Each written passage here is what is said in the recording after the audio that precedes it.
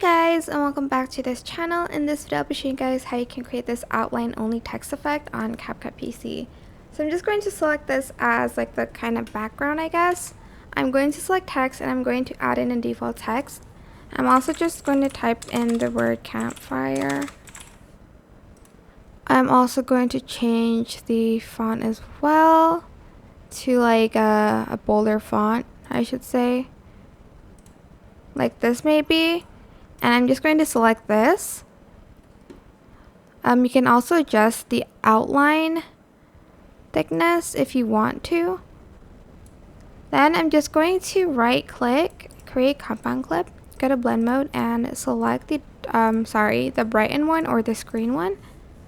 And you'll have like an outline only text effect on CapCut PC. That's it. I hope this tutorial was helpful for you guys. Don't forget to like, comment, share. Also subscribe to this channel if you haven't done that already. If you have any more questions, just leave it in the comment section down below. I will try my best to answer them all for you guys. And if you find this video helpful, please click the thanks button above the description box down below. Thank you so much for watching. Bye!